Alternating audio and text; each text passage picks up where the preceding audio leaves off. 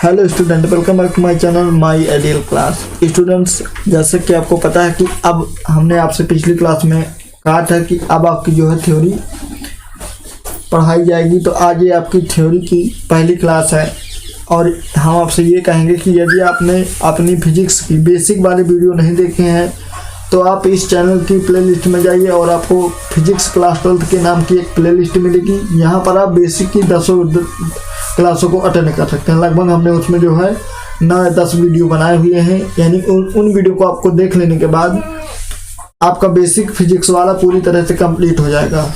तो आज से हम जो है आपकी फिजिक्स शुरू कर रहे हैं। तो यदि आप इस क्लास को देखें और यदि आपको समझ में आए और यदि आपको ऐसा लगे कि हमें जो है इन वीडियो से कुछ मिला है तो आप बाद में इस वीडियो को लाइक कर दीजिएगा और अपने मित्रों में शेयर कर दीजिएगा। तो देखिए, जैसा कि हमने आपको बताया भी था पहले कि हमने जो है आपकी क्लास 12 के लिए एक जुनून बैच 2022-23 बनाया हुआ है, जो कि किसके लिए है? आपकी फिजिक्स के लिए है।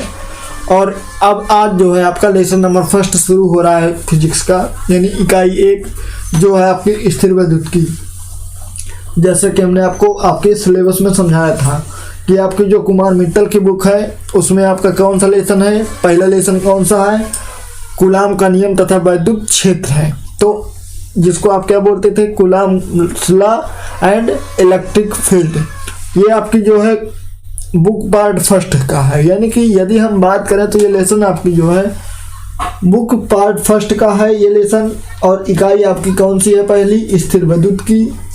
और ये हम जो है एनसीईआरटी प्लस कुमार मित्तल दोनों से कंपैरिजन करके नोट्स बनाते हैं और इससे हमारे अनुसार एक भी क्वेश्चन आपका स्किप नहीं होगा यदि आप इन नोट्सों को बनाते जाएंगे और यदि कंप्लीट करते जाएंगे। तो स्टूडेंट, आपका इस क्लास पे फिर से एक बार वेलकम किया जाता है और चलिए हम जो है अपनी क्लास शुरू करते हैं। और देखिए, आप आज का टॉपिक क्या है आपका? जैसे कि मैंने पीछे आपको बताया कि यूनिट कौन सी है आपकी? 1 है। नाम क्या है उसका? स्थिर वैद्युतिकी है। स्थिर वैद्युतिकी है जिसे आप क्या बोलते हैं? इलेक्ट्रोस्टैटिक्स बोलते हैं। हमने आपको ये बातें जो है इसके पीछे वाले वीडियो में बताई थी, यानी आपको जब हमने आपकी फिजिक्स का सिलेबस समझाया था उसमें बताया था कि ये कौन सी इकाई है, क्या है, ये सब चीज़ें बताए थे। तो देखिए, अब ये तो बात हो गई हमारी लेसन की, यानी इकाई कौन सी पढ़ने वाले हैं। लेकिन अब यदि आपसे कोई पूछे कि आखिरकार स्थिर वैद्युतिकी क्या होती है, तो देखिए आप परेशान न होइए। ये है आपका कि इसका यदि आप देखें शाब्दिक अर्थ कि आखिरकार इसका शाब्दिक अर्थ क्या होता है, तो यदि आप इसका शाब्दिक अर्थ देखें तो ये होता है शब्द इलेक्ट्रो, 2 शब्दों इलेक्ट्रो जिसका अर्थ होता है आवेश तथा स्टैटिक जिसका अर्थ होता है स्थिर से बना है। यानी कि देखिए, अगर आपसे कोई पूछ बैठे कि स्थिर वैद्युतिकी क्या है यानी इलेक्ट्रोस्टैटिक्स क्या है, तो आप उसको क्या जवाब देंगे? तो इसका यदि आप शाब्दिक अर्थ जानना चाहें तो जो आपके इलेक्ट्रोस्टैटिक्स शब्द है वो आपका 2 शब्दों से मिलकर बना हुआ है। कौन कौन से? एक तो है इलेक्ट्रो और एक स्टैटिक। तो देखिए, इलेक्ट्रो का मतलब होता है आपका आवेश और स्टैटिक्स का मतलब होता है स्थिर। मतलब क्या वो स्थिर वैद्युतिकी का कि स्थिर आवेश। तो इसकी परिभाषा क्या बनी? देखिए इसकी डिफिनीशन, भौतिक विज्ञान की वह शाखा जिसके अंतर्गत स्थिर आवेशों का अध्ययन किया जाता है स्थिर वैद्युतिकी कहलाती है। यानी यदि आपसे कोई पूछ बैठे कि आप भैया बताइए कि आपकी फिजिक्स जो है शुरू हो गई है, पढ़ने लगे हैं, और तो आप ये बताइए कि स्थिर वैद्युतिकी क्या है। तो आपको क्या बताना है कि स्थिर वैद्युतिकी वो है जिसके अंतर्गत हम स्थिर आवेशों का अध्ययन करते हैं, जिसे क्या कहते हैं? स्थिर वैद्युतिकी कहते हैं। ये कैसे बनी है? ये 2 शब्दों से मिलकर बनी है। कैसे कैसे? एक स्थिर और एक आवेश, मतलब कि स्थिर आवेशों के शब्द से मिलकर बनी है, जिसे आप क्या बोलते हैं? इलेक्ट्रोस्टैटिक्स बोलते हैं। यानी क्या होता है इसका मतलब? इलेक्ट्रो यानी आवेश और प्लस स्टैटिक यानी स्थिर, यानी कि स्थिर आवेश स्थिर वैद्युतिकी कहलाता है। तो हमें लग रहा है कि आपको ये डिफिनीशन और इसका मतलब समझ में आया होगा। और अब हम जो है अपना जो है लेसन शुरू करते हैं। हमने आपको क्या बताया था कि यूनिट 1 के अंतर्गत कौन सा लेसन है आपको पहला? तो आपको पता है कि पहला लेसन कौन सा है, और वो ये है कि कूलाम का नियम तथा वैद्युत क्षेत्र। पहला लेसन कौन से शुरू हो रहा है? कूलाम का नियम तथा वैद्युत क्षेत्र, यानी पहली इकाई का पहला लेसन कूलाम का नियम तथा वैद्युत क्षेत्र है, जिसे इंग्लिश में क्या बोला जाता है, coulombs law and electric field. देखिए सबसे पहले यदि हमें कूलाम के नियम को जानना है, कूलाम के नियम को यदि हमें जानना है तो हमें किसको जानना होगा, सबसे पहले आवेश को जानना होगा कि आखिरकार विद्युत आवेश यानी कि इलेक्ट्रिक चार्ज क्या होता है। तो देखिए इलेक्ट्रिक चार्ज का मतलब क्या होता है कि किसी वस्तु का वह गुण, देखिए हमने इसका डिफिनेशन लिखा कि किसी वस्तु का वह गुण जिसके कारण एक वस्तु किसी दूसरी वस्तु को अपनी ओर आकर्षित या प्रतिकर्षित करती है, जिसे विद्युत आवेश कहते हैं। समझिए ध्यान से कि आखिरकार विद्युत आवेश यानी इलेक्ट्रिक चार्ज क्या है।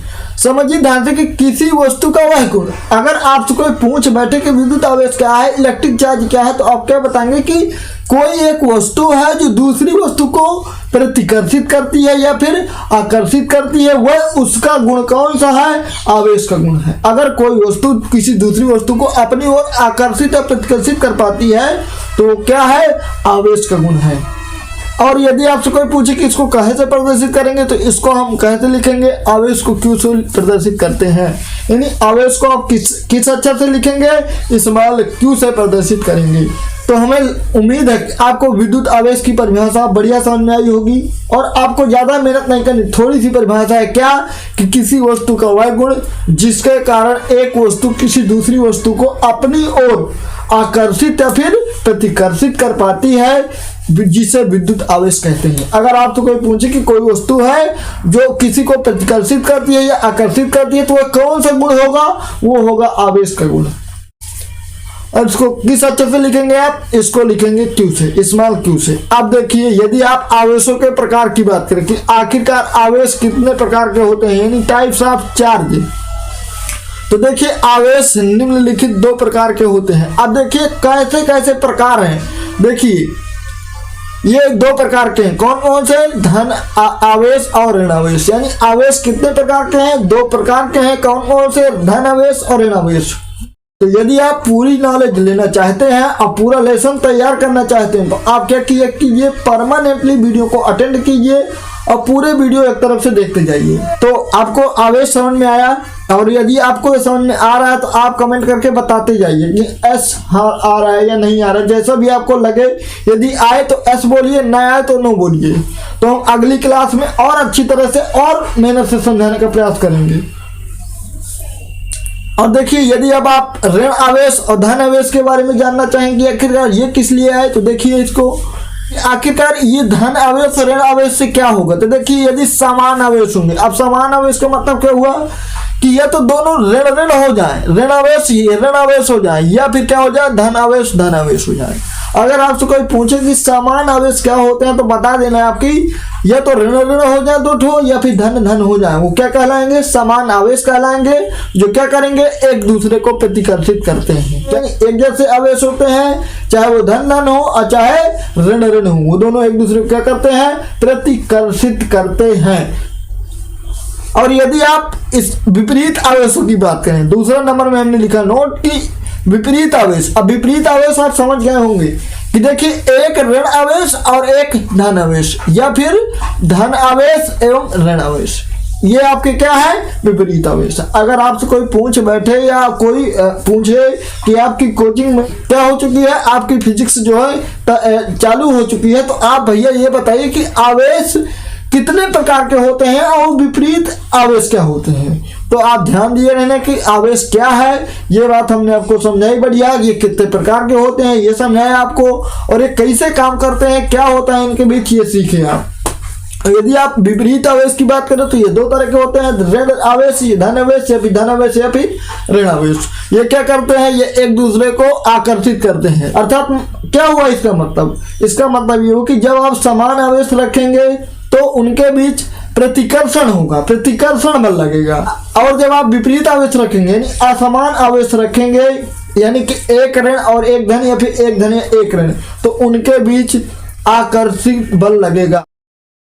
और देखिए यदि आप इन आवेशों के बीच बल की बात करें तो देखिए आवेशों के बीच बल यानी कि the force between the charges, यानी कि आवेशों के बीच बल कैसे कार्य करेगा। बल कैसे लगेगा इनके बीच। अभी आपने क्या पढ़ा कि ये दोनों क्या करते हैं, एक दूसरे को आकर्षित एवं प्रतिकर्षित करते हैं। तो कैसे आकर्षित और प्रतिकर्षित करेंगे, देखिए दो समान आवेशों के बीच बल। अभी हमने आपको क्या बताया कि दो समान होंगे और दो असमान होंगे। तो पहले आप क्या कीजिए, दो समान आवेशों के बीच समझ लीजिए बल कैसे काम करेगा, और फिर समझ लीजिए आप कि दो असमान यानी दो विपरीत आवेशों के बीच बल कैसे कार्य करेगा। इसको आप क्या बोलेंगे इंग्लिश में, the force between two equal charges, यानी कि दो बराबर या समान आवेशों के बीच बल। देखिए यदि आप दो समान आवेशों के बीच बल यानी the force between two equal charges की बीच बल की बात करें, तो देखिए जब आप दो आवेश रखेंगे तो एक आवेश यहाँ पे रखा जाएगा और एक आवेश यहाँ पे रखा जाएगा। जब दो आवेश होंगे, अब ये किसके बारे में पढ़ रहे हैं हम, समान आवेश के बारे में पढ़ रहे हैं ना। तो देखिए ये दोनों धन धन के हैं। अभी हमने आपको समान आवेश वाली लाइन में क्या बताया कि दो समान होंगे तो कैसे धन धन हो या फिर ऋण ऋण हो। तो दोनों देखिए ये धन धन है और ये वाले दोनों क्या है, ऋण ऋण है। मतलब क्या कि ये दोनों समान आवेश हैं और इनकी दूरी कितनी है, मान लीजिए कि ये दोनों कितनी दूरी पर बैठे हुए हैं, स्मॉल आर दूरी पे बैठे हुए हैं। समझिए तो ध्यान से देखिए। अभी हमने आपको क्या बताया पीछे कि जब दो समान आवेश होंगे यानी कि धन धन होंगे या फिर ऋण ऋण होंगे तो उनके बीच क्या लगेगा, प्रतिकर्षण लगेगा, यानी प्रतिकर्षित करेंगे। तो प्रतिकर्षित का मतलब समझिए, प्रतिकर्षित करने का मतलब ये कि उनके बीच कौन सा बल लगेगा, प्रतिकर्षण बल लगेगा। अब ध्यान समझिएगा, यदि ये वाला आवेश है, एक आवेश ये है इस तरफ वाले गोले का और एक इस तरफ वाले गोले का आवेश है, इसी तरह इस वाले गोले का आवेश है और इस वाले गोले का आवेश है। अगर आप इस धन वाले आवेश के कारण इस वाले आवेश पर बल देखें तो ये आपका इस वाले के कारण इस पे बल इस तरफ लगेगा, इस तरफ लगेगा। क्यों लगेगा समझ लीजिए ध्यान से, क्योंकि जो प्रतिकर्षण बल होता है, प्रतिकर्षित करने का मतलब होता है वो बाहर की ओर होता है। तो इस वाले आवेश के कारण इस वाले आवेश में बाहर की ओर बल लगेगा।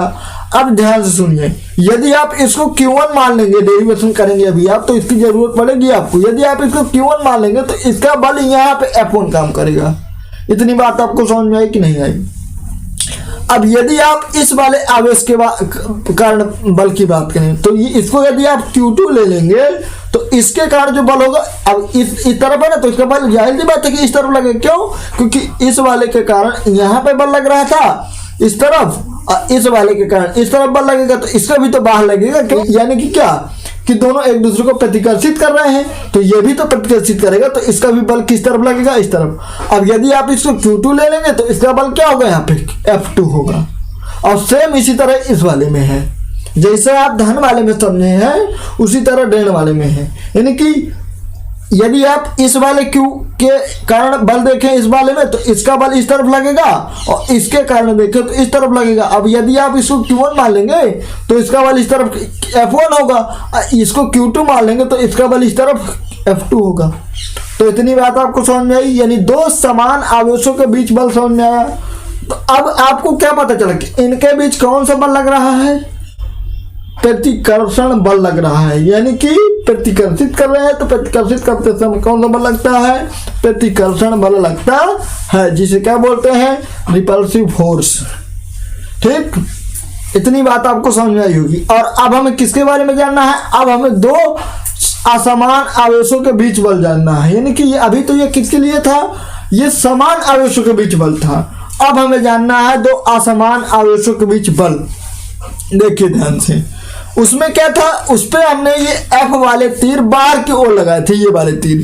क्यों, क्योंकि वो दोनों क्या कर रहे थे, एक दूसरे को प्रतिकर्षित कर रहे थे। अब ये दोनों क्या करेंगे, आकर्षित करेंगे। क्या, क्यों, क्योंकि हमने पीछे पढ़े कि जब दो असमान आवेश होंगे तो वो दोनों एक दूसरे को आकर्षित करेंगे। अब देखिए ध्यान से, एक आवेश ये है जिसका नाम Q है, तो जब ये Q इस पर बल लगाएगा तो ये बल इस तरफ लगाएगा, इस तीर की तरफ। तो इसका बल क्या हुआ, इस वाले Q की तरफ कारण बल इस तरफ लगा। सेम इसी तरह अगर ये वाला Q इस पर बल लगाएगा तो इस तरफ लगाएगा, यानी कि अंदर की तरफ लगाएगा। और सेम इसी तरह नीचे वाले में है कि ये वाला Q इस पर जब बल लगाएगा तो ये इस तरफ लगाएगा, और इसको देखें तो ये इस पे इस तरफ बल लगाएगा। तो आपको ये दोनों विपरीत आवेशों के बीच भी बल सामने होगा और इनके बीच कौन सा बल लगेगा? आकर्षण बल लगेगा। क्या होगा? वो अट्रैक्शन फोर्स होगा। कौन सा फोर्स होगा? अट्रैक्शन फोर्स होगा।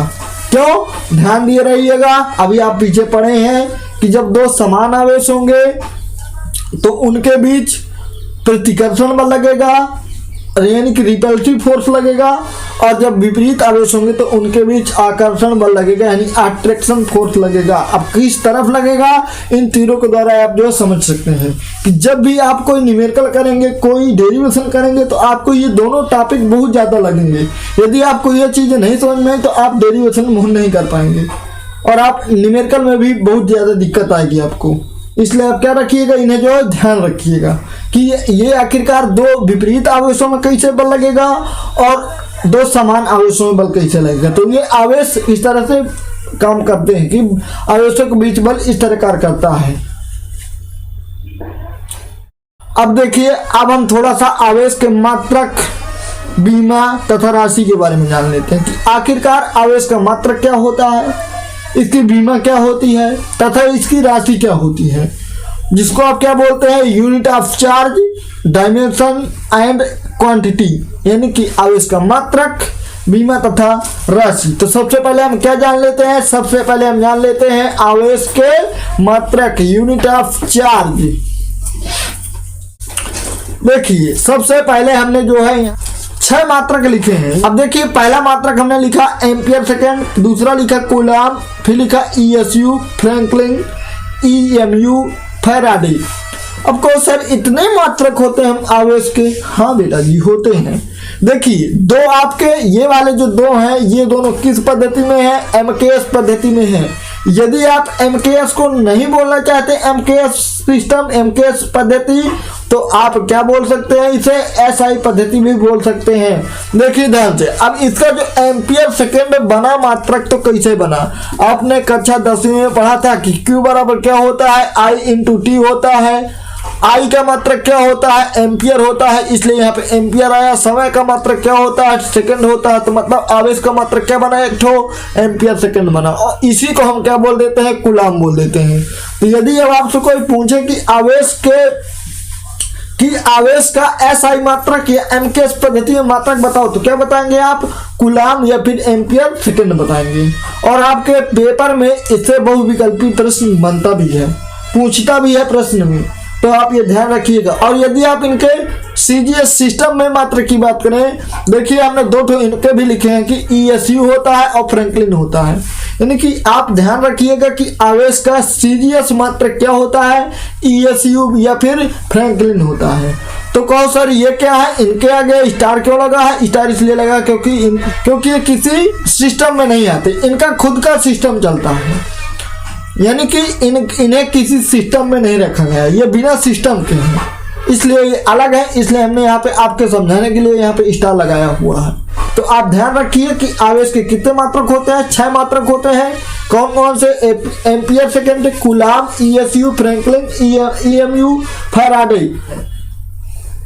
देखिए नोट समझ लीजिए थोड़ा सा कि सबसे छोटा मात्रक क्या होता है? द स्मॉलेस्ट यूनिट क्या होती है? तो सबसे छोटा मात्रक होता है आवेश का ईएसयू, और सबसे बड़ा मात्रक यानी द लार्जेस्ट यूनिट होती है फैराडे। अब फैराडे वाला प्रश्न बहुत बार पूछा जा चुका है पेपर में कि आवेश का सबसे बड़ा मात्रक क्या होता है? तो क्या होता है? फैराडे होता है। ध्यान रखिएगा, आपको अध्यापक क्या पढ़ा देता है कि भैया ध्यान दिए रहना कि आवेश क्या है, आवेश काहे को और आवेश को काहे से प्रदर्शित किया जाता है, इसका सूत्र क्या होता है, इसकी बीमा क्या होती है, इसका मात्रक क्या होता है। इतनी बातें बता देते हैं, लेकिन इतने ज्यादा मात्रक नहीं बताते। तो आप क्या रखिए, इसको याद किए रहिए यदि आपको लगता है कि हमें नहीं याद करना चाहिए। और यदि आप एक फैराडे बराबर बात करें कि एक फैराडे किसके बराबर होता है, तो ये होता है 96,500 कूलाम के बराबर होता है। एक फैराडे बराबर होता है 96,500 कूलाम। अब देखिए ये तो हो गई आपकी आवेश के मात्रक। अब जान लेते हैं आवेश की बीमा। तो बीमा की बात करें तो ये क्या होती है? एटी होती है। क्या होती है? एटी होती है बीमा इसकी। 80 कैसे हुई, ध्यान से सुनिए। अभी हमने आपको पीछे सूत्र क्या बताया, Q बराबर I इंटू टी बताया ना, I इंटू टी, I क्या है एम्पियर। तो देखिए इसका I का क्या हुआ एम्पियर, यानी A से प्रदर्शित करते हैं इसको A से, और T क्या है समय, समय को क्या है कैपिटल T से, तो मतलब बीमा क्या बन गई 80 बन गई। ध्यान रखिएगा कि आवेश का मात्रक क्या होता है, आवेश के मात्रक ये सब होते हैं, छोटा मात्रक क्या होता है, बड़ा मात्रक क्या होता है, इसकी बीमा क्या होती है, ये सब बातें आप क्या रखिए याद रखिए। अब देखिए अभी तक तो हम क्या पढ़े, आवेश का परिभाषा पढ़े, आवेश का मात्रक पढ़े, आवेश कौन सा बल लगेगा आवेशों के बीच, इसका बीमा क्या होगी, ये सब चीजें हम पढ़े। अब जान लेते हैं कि आवेश को पैदा कैसे किया जा सकता है, कि क्या कहीं पे आवेश उत्पन्न किया जा सकता है, हाँ उत्पन्न किया जा सकता है। हम पढ़ लेते हैं क्या आवेशन की विधियां, यानी कि क्या मेथड्स ऑफ चार्जिंग, क्या मेथड्स ऑफ चार्जिंग, यानी कि आवेश को कैसे प्राप्त किया जा सकता है, आवेशन की क्या विधियां हैं। तो बस परेशान न होइए, इसकी निम्नलिखित विधियों के द्वारा किसी भी अनावेशित वस्तु को आवेशित किया जा सकता है। मतलब अनावेशित का मतलब जिसमें कोई आवेश नहीं होता है उसे क्या कहते हैं, अनावेशित वस्तु कहते हैं, जिसे क्या किया जा सकता है, आवेशन विधियों द्वारा क्या किया जा सकता है, आवेशित किया जा सकता है। तो देखिए ये कौन कौन सी विधियां हैं, ये 3 विधियां हैं आपकी, कौन कौन सी, पहली विधि है घर्षण द्वारा आवेशन यानी चार्ज बाई फ्रिक्शन, दूसरी विधि है आपकी चालन द्वारा आवेशन चार्जिंग बाई कंडक्शन, तीसरी विधि है आपकी प्रेरण द्वारा या फिर प्रेरक द्वारा आवेशन। अब ध्यान से समझिए कि आखिरकार घर्षण द्वारा आवेशन क्या है। तो अब हम किसके बारे में सबसे पहले जान लेते हैं, पहले जान लेते हैं घर्षण द्वारा आवेशन यानी चार्जिंग बाई फ्रिक्शन। देखिए यह है आपकी घर्षण द्वारा आवेशन, किसके बारे में जानते हैं, चार्जिंग बाई फ्रिक्शन, घर्षण द्वारा आवेशन के बारे में देख लेते हैं, समझ लेते हैं कि आखिरकार घर्षण द्वारा आवेश को पैदा किया जा सकता है, हाँ पैदा किया जा सकता है। आप जो है प्राप्त कर सकते हैं कि घर्षण से आवेश पैदा होता है। देखिए किस तरह, इसकी डिफिनीशन मैंने लिखी है कि जब 2 कुचालक अथवा अनावेशित वस्तुओं का घर्षण कराया जाता है, यानी कि जब कुचालक होती है 2 वस्तुएं, कुचालक का मतलब जिन पे कोई आवेश नहीं होता है, अनावेशित का मतलब हमने क्या बताया कि इसमें कोई आवेश ना हो, वस्तुओं को क्या किया जाता है, घर्षण कराया जाता है, तो इसमें परस्पर आवेशों का स्थानांतरण हो जाता है। यानी उनमें क्या होता है, जब घर्षण कराया जाता है उनके मध्य, तो उनमें आवेश जो है स्थानांतरित होने लगता है। एक वस्तु इलेक्ट्रॉन का त्याग करती है तथा दूसरी वस्तु इन इलेक्ट्रॉनों को ग्रहण कर लेती है। जो वस्तु इलेक्ट्रॉन को त्याग करती है धन आवेशित, अथवा जो वस्तु इलेक्ट्रॉनों को ग्रहण करती है वह ऋणावेशित हो जाती है। तो ये तो बात हो गई आपकी डिफिनीशन वाली। और इसको क्या कहेंगे आप, इन लाइनों को यानी इस विधि को क्या कहेंगे, इस विधि को हम कहेंगे, इस विधि को घर्षण द्वारा आवेशन कहते हैं। यानी इसे क्या कहेंगे आप, आवेशन विधि कहेंगे, जिस तरह इसमें बताया गया। तो आप इस लाइन पे ध्यान न दीजिए, ये आपके याद करने के लिए है, परेशान न होइए, हम आपको क्या कर रहे हैं, एग्जाम्पल से समझा रहे हैं। देखिए हमने एग्जाम्पल लिखा है इस पे नंबर 1 कि जब किसी कांच की छड़ को रेशम के कपड़े से रगड़ते हैं तो कांच की छड़ धनावेशित, रेशम का कपड़ा ऋणावेशित हो जाता है। देखिए ध्यान से, देखिए ये है आपका पहले वाले एग्जाम्पल का डायग्राम, परेशान न होइए, समझिए ध्यान से। हिंदी लिखी है कि जब किसी कांच की छड़ को रेशम के कपड़े से रगड़ते हैं, देखिए ये कांच है आपका, क्या है, ये कांच है, राड है एक तो प्लास्टिक टाइप का, और ये आपका क्या है, कपड़ा है। कपड़ा है, कैसा कपड़ा है, एक रेशमी कपड़ा है। यहाँ पे इसका मीनिंग लिखा हुआ है, अपना पढ़ते रहिएगा। तो देखिए हम क्या देख रहे हैं कि जब किसी कांच की छड़ को रेशम के कपड़े से रगड़ते हैं तो कांच की छड़ धनावेशित, रेशम का कपड़ा ऋणावेशित हो जाता है। देखिए अभी इस पे कोई चार्ज नहीं था, न ही इस कपड़े पे कोई चार्ज था, कोई आवेश था, और न ही इस रॉड पे कोई आवेश था। जब इन दोनों को आपस में रगड़ा गया है तो देखिए क्या कह रही है परिभाषा हमारी कि कांच की छड़ धनावेशित हो जाती है। देखिए ये छड़ थी आपकी, क्या हो गई है, धनावेशित हो गई है, और जो कपड़ा है वो क्या हो गया है, ऋणावेशित हो गया है। अब देखिए दूसरा एग्जाम्पल समझते हैं।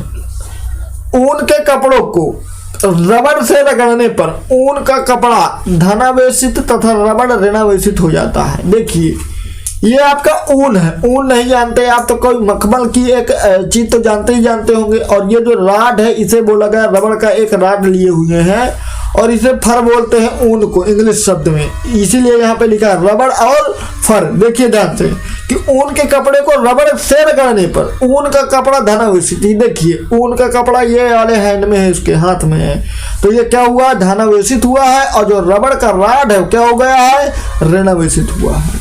और यदि अभी भी आपको समझ में नहीं आया तो आप रुकिए, ठहरिए, समझिए ध्यान से।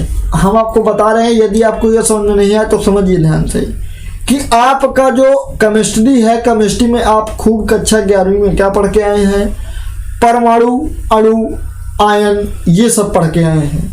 तो देखिए थोड़ी सी बात हम समझा रहे हैं, हमें ज़्यादा केमिस्ट्री आती नहीं है, लेकिन थोड़ा बहुत बता देंगे तो आपको ये समझ में आ जाएगा। यदि आप बात करें, हम थोड़ा सा स्लाइड बदल ले रहे हैं फिर समझा रहे हैं आपको। देखिए आप परेशान न होइए, हम आपको घर्षण और अच्छी तरह समझा रहे हैं। देखिए जैसे आपको दो परमाणु ले लें, दो तत्व ले लें, जैसे एक तत्व हो गया हाइड्रोजन, दूसरा हो गया Cl।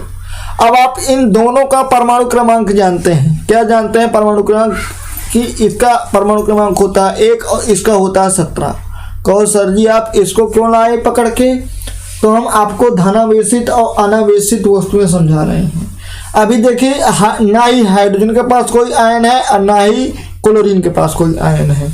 ये आप खूब अच्छी तरह जानते हैं कि ये जब तक कोई आयन नहीं बना सकता जब तक किसी के बीच कार्य नहीं करेगा, क्रिया नहीं करेगा। और यदि आप इनके इलेक्ट्रॉनिक विन्यास की बात करें हाइड्रोजन के, तो इसका इलेक्ट्रॉनिक विन्यास बनेगा 1s1 और इसका यदि बनाए आप क्लोरीन का इलेक्ट्रॉनिक विन्यास तो बनेगा इसका 1s2 2s2 2p 2p6 3s2 3p 5p, यही बनेगा ना। देखिए ध्यान से अब हम आपको ये समझाना चाहते हैं कि आयन कैसे होते हैं। अभी इनके पास देखिए कोई आयन नहीं है, ना है ना। देखिए ध्यान से, यदि आप इसके संरचना बनाए हाइड्रोजन की तो इसकी संरचना कुछ इस तरह से बनेगी कि देखिए ये तो इसका क्या हो जाएगा, न्यूक्लियस हो जाएगा और ये इसकी जो पहली कक्षा हो जाएगी। कक्षा तो इसमें एक ही है ना, ये देखिए एक ही कक्षा उस पर है तो हमने एक कक्षा इस पर क्या कर दी, बना दी। ये क्या होगा, इसका न्यूक्लियस, न्यूक्लियस में कौन होगा, प्रोटॉन होगा और न्यूट्रॉन होगा। ये बैठ गए बेचारे दोनों लोग। और यहाँ पे एक इलेक्ट्रॉन है हाइड्रोजन के, तो ये यहाँ पे घूमता रहेगा चारों कक्षा में यहाँ, और ये जो इलेक्ट्रॉन है इसके चारों ओर घूमता रहेगा। एक ही इलेक्ट्रॉन लिया है ना, यहाँ पे एक इलेक्ट्रॉन घूम रहा है। अब देखिए इसके अगर हम परमाणु संरचना बनाए तो देखिए इसकी परमाणु संरचना कुछ इस तरह बनेगी कि ये उसका न्यूक्लियस होगा क्लोरीन का, और ये इसका जो पहली कक्षा होगी और दूसरी कक्षा इसकी ये होगी। 3 कक्षा है ना इस पे, देखिए 2 कक्षा हो गई और 1 कक्षा आप इसकी ये हो गई, 3 कक्षाएं हो गई क्लोरीन की। आप समझिए कि इसके नाभिक में भी क्या होगा, प्रोटॉन होगा और न्यूट्रॉन होगा। ये बात आपको समझ में आ गई होगी। देखिए पहली कक्षा में कितने इलेक्ट्रॉन है, इसके दो इलेक्ट्रॉन है, तो ये यहाँ पे बैठ गए, एक यहाँ बैठा और एक यहाँ बैठा। फिर इसके बाद दूसरी कक्षा में देखिए, दूसरी कक्षा में कितने हैं, 6 2 8 हैं, तो दूसरी में 8 बैठा दे रहे हैं। 1 2 3 4 5 6 7 8 इलेक्ट्रॉन इस पे बैठ गए। तीसरी कक्षा में देखिए 1 2 3 4 5 6 7 इलेक्ट्रॉन है ना, गिनती मान लीजिए आप अच्छी तरह से। आपको हम केमिस्ट्री नहीं पढ़ा रहे, क्या पढ़ा रहे हैं, फिजिक्स पढ़ा रहे हैं, बस समझाना है। देखिए वैसे भी इस पे देखिए 5 2 7 हो गए। अब देखिए ये 2 परमाणु किसके किसके परमाणु संरचना बनी है, ये बनी है आपके हाइड्रोजन की और ये बनी है क्लोरीन की। अभी इनके पास कोई आयन नहीं है। नियम हमारा वहां पे क्या कहता था कि जब 2 अनावेशित वस्तुओं को रगड़ा जाता है, अब आप इन दोनों को पकड़ेंगे तो क्या कर देंगे, इनको जब आप आपस में मिला देंगे, घुमा के क्या कर देंगे, मिला देंगे, रगड़ देंगे हमके। देखिए किस तरह रगड़ेंगे इसको, देखिए किस तरह रगड़ेंगे इसको। आप इसको इस तरह से पकड़ के ऐसे कर देंगे, घस देंगे ऐसे करके, दिख रहा है ना, ऐसे करके। फिर इसको यहाँ पे बैठा देंगे, ये बैठ गई। इससे क्या होगा कि इसके पास जो इलेक्ट्रॉन था ये इसको दे देगा, तो देगा इसको, तो क्या बनेगा, इस पे एक इलेक्ट्रॉन यहाँ पे आ जाएगा और इसका जो इलेक्ट्रॉन था ये वाला चला जाएगा, और जब चला जाएगा उसका तो इसके ऊपर क्या आएगा, एक ठो प्लस आएगा, और इसके पास क्या आ जाएगा, एक ठो माइनस आ जाएगा, और वस्तु क्या हो जाएगी, वस्तु क्या हो जाएगी, आवेशित हो जाएगी, यानी हाइड्रोजन धनावेशित हो जाएगा और क्लोरीन ऋणावेशित हो जाएगा। इस तरह से आप घर्षण द्वारा आवेश को पैदा कर सकते हैं। तो हमें उम्मीद है कि आपको ये घर्षण वाला टॉपिक बढ़िया समझ में आया होगा। तो अब हम जो है दूसरी विधि जान लेते हैं कि चालन द्वारा आवेशन क्या होता है, चार्जिंग बाय कंडक्शन। वो तो हो गई आपकी घर्षण द्वारा आवेशन, यानी कि आप जो है आवेश को घर्षण द्वारा कैसे पैदा करेंगे। दो वस्तुओं को लेंगे, आपस में रगड़ेंगे, दोनों वस्तुएं पहले क्या थी, अनावेशित थी, कोई उनमें आयन नहीं था। जब दोनों को रगड़ा गया तो उस पे क्या आ गया, उसके एक इलेक्ट्रॉन उस पे चला गया और उसने एक इलेक्ट्रॉन उसका ले लिया। तो इससे क्या हुआ कि एक वस्तु धनावेशित हो गई और एक वस्तु ऋणावेशित हो गई। इस तरह से वस्तु क्या हो गई, आवेशित हो गई। अब हमें इससे कोई लेना देना नहीं कि सर वो धन है कहे बना, हमें यहाँ क्या सीखना है कि आवेशित हो जाएगी वो वस्तु। जो वस्तु अनावेशित है, कोई उस पर आवेश नहीं, उसमें क्या आ जाएगा, आवेश आ जाएगा। अब देखिए चालन द्वारा आवेशन क्या होता है।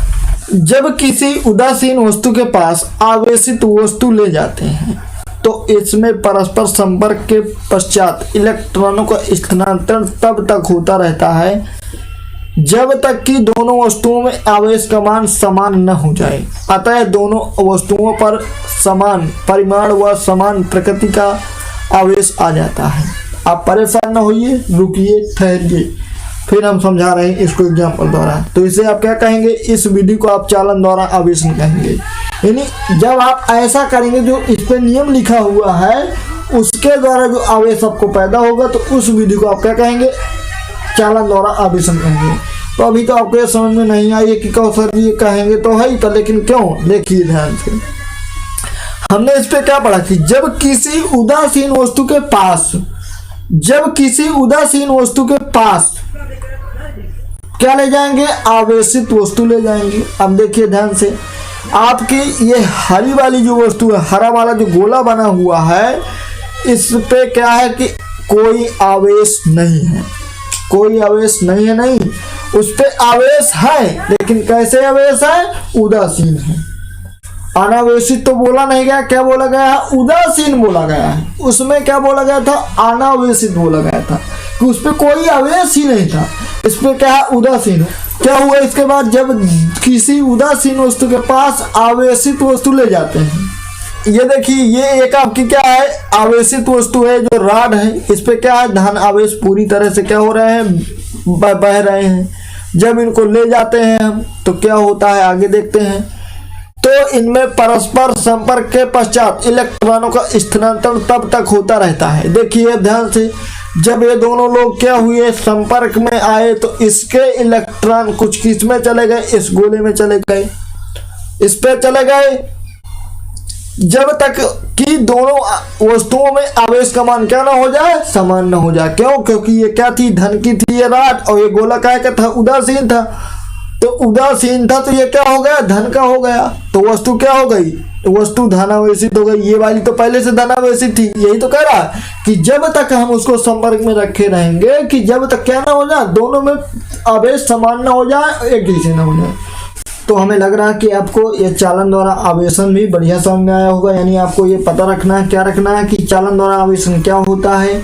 कि जब किसी उदासीन वस्तु के पास कोई एक ऐसी वस्तु है, एक आवेशित वस्तु ले जाते हैं। आवेशित का मतलब चाहे ऋण आवेश की वस्तु ले जाइए, चाहे धन आवेश की एक वस्तु ले जाइए, तो इनमें परस्पर संपर्क के पश्चात इन्हें क्या करा जाता है, दोनों को संपर्क में रखा जाता है, चिपका के रख दिया जाता है। का स्थानांतरण तब तक होता है, यानी जब इनको दोनों को चिपका के रखा जाता है तो इलेक्ट्रॉनों को क्या होता रहता है, स्थानांतरण होता रहता है। और ये तब तक होता रहता है जब तक कि दोनों वस्तुओं में आवेश का मान क्या ना हो जाए, समान ना हो जाए, और उनकी प्रकृति क्या ना हो जाए, समान ना हो जाए। प्रकृति का मतलब ये कि जो राड धनावेशित था तो वो वस्तु भी क्या हो जानी चाहिए, धनावेशित हो जानी चाहिए, और यदि राड ऋणावेशित था तो वो वस्तु भी क्या हो जानी चाहिए, ऋणावेशित हो जानी चाहिए। तब तक उसको हम क्या किए रहेंगे, एक साथ चिपकाए रहेंगे।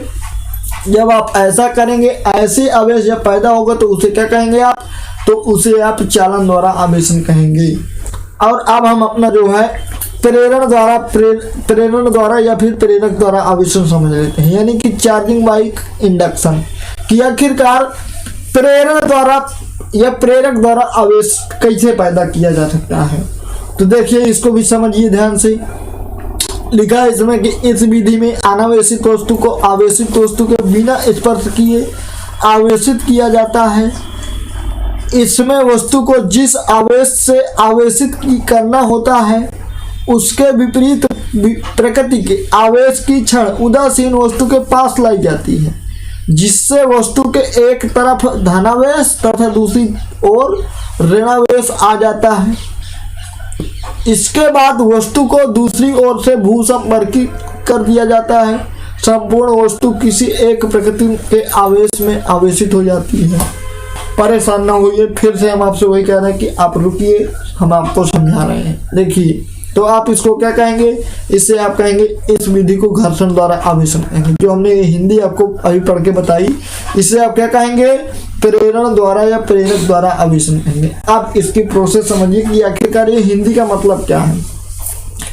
सबसे पहले हमारा जो इसका हिंदी है, जो नियम लिखा हुआ है उसको समझते हैं कि इस विधि में अनावेशित वस्तु को, अनावेशित वस्तु समझ लीजिए ध्यान से, अनावेशित वस्तु को आवेशित वस्तु के बिना स्पर्श किए आवेशित किया जाता है। देखिए, ये एक वस्तु है जो क्या है, पूरी तरह से उदासीन है। उदासीन में अभी हमने आपको क्या बताया कि उदासीन में दोनों आयन होते हैं, धन भी होते हैं, ऋण भी होते हैं।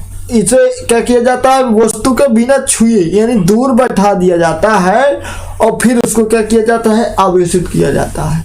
इसमें वस्तु को जिस आवेश से आवेशित करना होता है उसके विपरीत प्रकृति के आवेश की क्षण उदासीन वस्तु के पास लाई जाती है। देखिए, मान लीजिए हमें क्या करना है, मानिए कि हमें धनावेशित करना है वस्तु को, तो हम क्या लाएंगे, ऋणावेशित क्षण लाएंगे। अगर हमें ऋणावेशित करना है तो धनावेशित क्षण लाएंगे। जो हमें जरूरत होगी उसके जैसी क्षण लाएंगे। यही लिखा ना, जिससे वस्तु के एक तरफ धनावेश तथा दूसरी ओर ऋणावेश आ जाता है। देखिए, अब समझिए ध्यान से कि ये वस्तु क्या थी, उदासीन थी, यानी धन और ऋण दोनों थे। जब हम यहाँ पे ऋण आवेश लाए, ऋणावेश की क्षण क्यों लाए, क्योंकि हमें क्या करना है, वस्तु को धनावेशित करना है। तो जब ऋण आवेश लाए तो जाहिर सी बात है कि जो इसके ऋण आवेश हैं, ये इसके अंदर के जो धनावेश ऋण आवेश है इसके अंदर, वो सब एक तरफ हो जाएंगे, धन क्यों हो जाएंगे, क्योंकि ऋण और धन में क्या होता है, दोनों आपस में आते हैं, पास में आते हैं, अट्रैक्शन बल लगाते हैं दोनों। तो अब ये तो आपस में लग गए अपना काम करने में, अब बचा कौन, ऋण। ऋण किनारे में क्यों आया, क्योंकि ये क्या होता है, इन ऋण और ऋण के बीच या धन के बीच रिपल्सन होता है, यानी दूर भागते हैं, इसलिए ऋण क्या हो गया, बाहर आ गया। फिर देखिए इसका क्या लिखा कि इसके बाद वस्तु को दूसरी ओर से भूसंपर्कित कर दिया जाता है। देखिए यहाँ पे ऋण आवेश लगे हैं, यहाँ पे इस तरफ, इसके बाद यहाँ से एक इसको जो है पकड़ के किससे क्या कर दिया जाता है, वस्तु को धरती से जोड़ दिया जाता है। जब धरती से जोड़ा जाता है तो धरती में क्या होता है कि पूरी तरह से हर तरह के कनेक्शन को सहन करने की क्षमता होती है। चाहे आप उस पर जितना बड़ा आवेश दे दीजिए, पृथ्वी क्या कर लेगी, सबको सब अंदर ले लेगी। तो ये ऋण आवेश क्या होते हैं, पृथ्वी के अंदर चले जाते हैं, बचता कौन है, धनावेश, और वस्तु क्या हो जाती है, धनावेशित हो जाती है। तो इस विधि को आप क्या कहेंगे, इस विधि को आप कहेंगे प्रेरण द्वारा या प्रेरक द्वारा आवेशन। और देखिए अगली हेडिंग है आपकी मूल आवेश। मूल आवेश यानी एलिमेंट्री चार्ज। क्या बोलते हैं मूल आवेश को, एलिमेंट्री चार्ज बोलते हैं। हमने आपको बेसिक में एक शब्द बताया था यही वाला कि मूल आवेश आखिरकार क्या होता है। अगर आपने उन क्लासों को देखा होगा तो आपके मूल आवेश के बारे में हल्का फुल्का नॉलेज तो पता चल ही गया होगा कि आखिरकार मूल आवेश क्या बताए थे सर जी। और यदि आपने नहीं देखा है, नहीं समझा है, तो यहाँ पे समझ कि एक प्रोटॉन के ऊपर जितना विद्युत आवेश पाया जाता है उसे मूल आवेश यानी एलिमेंट्री चार्ज कहते हैं। आपसे कोई पूछ ले कि मूल आवेश यानी एलिमेंट्री चार्ज क्या होता है तो आप बता देना कि जितना आवेश एक प्रोटॉन के ऊपर होता है उस आवेश को हम मूल आवेश कहते हैं। हमने आपको बेसिक वाली क्लास में मूल आवेश की एक लाइन बताई थी कुछ मान समझा रहे थे जब आपको, तब वहां पे बताया था जी। तो आप क्या याद रखेंगे कि मूल आवेश क्या होता है? मूल आवेश हमारा होता है प्रोटॉन के ऊपर जो आवेश होता है वही मूल आवेश होता है। ये पीछे भी बताए थे, अब भी सुन लीजिए। इसे ई द्वारा दर्शाया जाता है। यदि आपसे कोई पूछे कि मूल आवेश को किससे लिखोगे तो ई से लिखोगे। ई से क्यों लिखोगे? क्योंकि इसका नाम क्या है? एलिमेंट्री है। और कभी कभी क्यू ई द्वारा दर्शाया जाता है। ई से भी दर्शाया जाता है और क्यू ई से भी दर्शाया जाता है। चूंकि इलेक्ट्रॉन पर भी उतना ही आवेश होता है, ये भी हमने आपको बताया था पीछे कि अब इलेक्ट्रॉन में भी क्या होता है? उतना ही चार्ज होता है जितना कि प्रोटॉन पे होता है। ये लिखा है जितना प्रोटॉन पर होता है, यानी कि उतना ही चार्ज, उतना ही आवेश प्रोटॉन पर भी होता है और उतना ही आवेश इलेक्ट्रॉन पर भी होता है। इसलिए एक इलेक्ट्रॉन के आवेश का मान बिना चिन्ह के मतलब जो इलेक्ट्रॉन के मान में माइनस लगा रहता है उस चिन्ह के बिना भी मूल आवेश के बराबर होता है। यानी कि यदि आप मूल आवेश इलेक्ट्रॉन के मान को माने तो मान लें वो भी क्या है? मूल आवेश है। लेकिन उसमें जो आगे मान में चिन्ह लगा रहता है माइनस वाला, -1.6 × 10⁻19 कूलम, वो माइनस न ले तो वो भी क्या है? आपका मूल आवेश है, एलिमेंट्री चार्ज है। और देखिए इसको हमने आगे समझाया भी है। और देखिए इसको ये लिखा है हमने नोट में कि एक प्रोटॉन पर विद्युत आवेश का मान कूलम में क्या होता है? 1.6 × 10⁻19 कूलम होता है। अगर आपसे कोई मूल आवेश के बारे में पूछे तो आप क्या बताएंगे कि जितना आवेश प्रोटॉन के ऊपर होता है वो मूल आवेश कहलाता है। अगर इलेक्ट्रॉन में देखें तो उसका यदि हम चिन्ह ना लें तो वो भी क्या होता है? वो भी मूल आवेश होता है। देखिए यहाँ पे चिन्ह नहीं लगा हुआ है। अगर यहाँ पे आप माइनस चिन्ह लगा देंगे तो वो किसका मान बन जाएगा? इलेक्ट्रॉन का आवेश बन जाएगा, इलेक्ट्रॉन का आवेश बन जाएगा। और यदि आप इसका ये हटा देते हैं माइनस चार्ज ये, तो ये क्या बन जाएगा? ये बन जाएगा मूल आवेश या फिर प्रोटॉन का आवेश। तो स्टूडेंट, इस तरह से आपका आवेश वाला पूरी तरह से टॉपिक खत्म हुआ और हमें उम्मीद है कि हम आपको ये आवेश का जितना भी टॉपिक था कि इसके बीच जो है कैसे आप इसको उत्पन्न कर सकते हैं, कैसे इनके बीच बल लगता है, इनका मात्रक क्या होता है, इनकी बीमा क्या होती है, ये सब चीज़ें आपको बहुत अच्छी तरह से समझ में आई होंगी। और यदि ना समझ में आई हो तो आप इस वीडियो को बैक कीजिएगा, दोबारा से देख लीजिएगा तो आपको आ जाएंगी। आप जितना ज़्यादा इसको रिवाइज करेंगे उतने ज़्यादा आपको याद रहेंगी। यदि आप रट्टा लगाने की कोशिश करेंगे तो आपको ये भूल जाएंगी। आपको क्या करना है? याद रखना है कि आखिरकार क्या क्या बताया गया, क्या होता है, ये सब चीज़ें आपको याद रखनी है। और यदि आपसे कोई पूछे कि आवेश को पैदा किया जा सकता है, ये भी हम आपको पूरा बताएं कि हाँ आवेश को प्राप्त किया जा सकता है कैसे कैसे, ये सब चीज़ें आप सीखें। तो स्टूडेंट, अब हम अगली क्लास में आवेश की गणना सीखेंगे कि आखिरकार किसी वस्तु में आवेश की गणना कैसे करें। ये तो बात हो गई कि आवेश को प्राप्त कर सकते हैं, किसी वस्तु में आवेश पैदा कर सकते हैं, उत्पन्न कर सकते हैं, लेकिन उसकी गणना कैसे करेंगे कि कितना आवेश उस पे आया है या कितना आवेश उससे गया है। कि दो वस्तुएं हैं कि दोनों वस्तुओं में से आवेश गया एक से कि नहीं गया, कितना गया, ये सब चीज़ें जो है हम अगली क्लास में सीखेंगे। यानी कि आवेश की गणना का टॉपिक अगले उसमें सीखेंगे। तो इसलिए आप अगली क्लास को क्या कीजिएगा? अटेंड जरूर कीजिएगा। और यदि आपको ये क्लास समझ में आई है तो आप इस क्लास को लाइक करके जाइए और अपने मित्रों में शेयर करके जाइए।